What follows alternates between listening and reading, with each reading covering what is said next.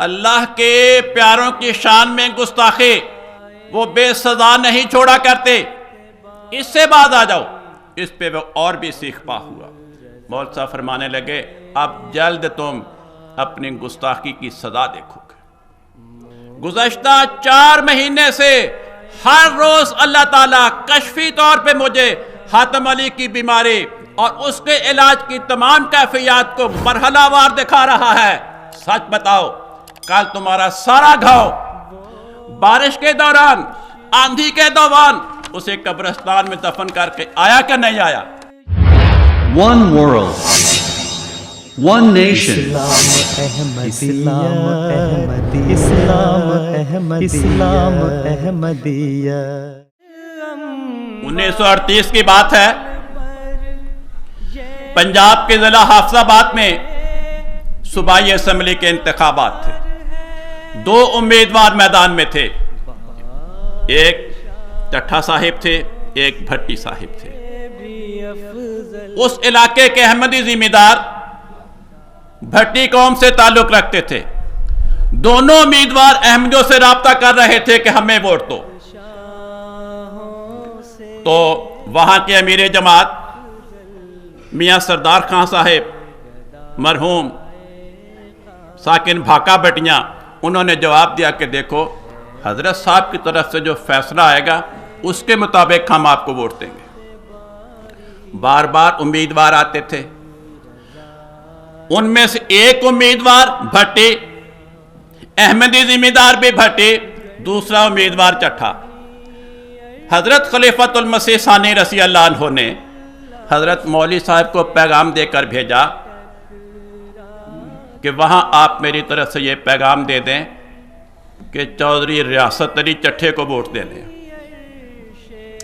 مولوی صاحب وہاں پہ پہنچے، پتہ لگا کہ قادیان سے مولوی صاحب آ گئے ہیں، امیدواروں کے حامی بھی آ گئے، گاؤں کے سارے ذمہ دار بھٹی صاحبان بھی آ گئے، احمدی بھی جمع تھے، حکم سننے کے منتظر تھے۔ مولوی صاحب نے سنایا کہ حضرت صاحب نے ہمیں حکم دیا ہے کہ چٹھا امیدوار کو ووٹ دینا ہے، بھٹی صاحب کو ووٹ نہیں دینا۔ یہ پیغام سننا تھا، کیونکہ گاؤں ذمہ دار بھٹیوں پہ مشتمل تھا، احمدیوں کے رشتہ دار تھے، با اثر تھے۔ انہوں نے میاں سردار خان صاحب کو بھی گالی گلوچ شروع کر دی، مسیح موعود علیہ السلام کی شان میں بھی، حضرت خلیفۃ المسیح ثانی رضی اللہ عنہ کی شان میں بھی گستاخی کا ارتکاب کر دیا، اور جماعت کے خلاف وہ سیاسی انتخاب شورش کا طوفان بن گیا، بڑی زہریلی فضا تیار ہو گئی۔ خاص کر ان میں سے ایک رئیس حاتم علی بھٹی، وہ تو اس مخالفت کا سربراہ بن گیا، بڑی گندی اور زہریلی زبان استعمال کرنے لگا۔ آخر مولوی صاحب سے رہا نہ گیا، مولوی صاحب سے کہا کہ حاتم علی ہمیں جو مرضی کہہ لو، اللہ کے پیاروں کی شان میں گستاخی وہ بے سزا نہیں چھوڑا کرتے۔ اس سے بعد آ جاؤ۔ اس پہ وہ اور بھی سیکھ پا ہوا۔ مولوی صاحب فرمانے لگے اب جلد تم اپنی گستاخی کی سزا دیکھو گے۔ یہ کہہ کر مولوی صاحب واپس قادیان آ گئے۔ اگلے ہی دن اس کو سل ہو گئی، بہت علاج کیے علاقے کے ڈاکٹروں نے، میو ہسپتال لاہور میں لے کے آ گئے۔ آخر 4 مہینے کے اندر اندر میو ہسپتال لاہور میں فوت ہو گیا۔ اس کی وفات ہوئی، اگلے دن بھاکا بھٹیا میں اس کی تدفین ہوئی۔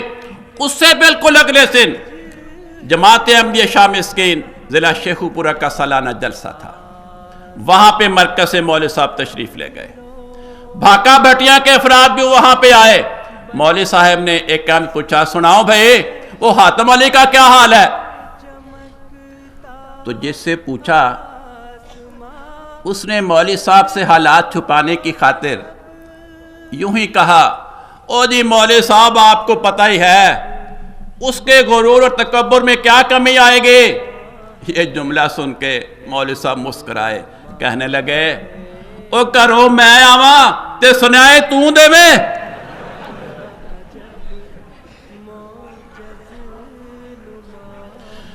گزشتہ 4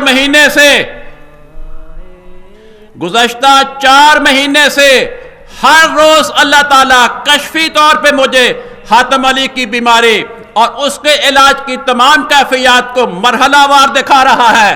سچ بتاؤ، کل تمہارا سارا گھاؤ بارش کے دوران، آندھی کے دوران اسے قبرستان میں دفن کر کے آیا کہ نہیں آیا؟ One world, one nation, اسلام احمدیت. Global Islamic Community.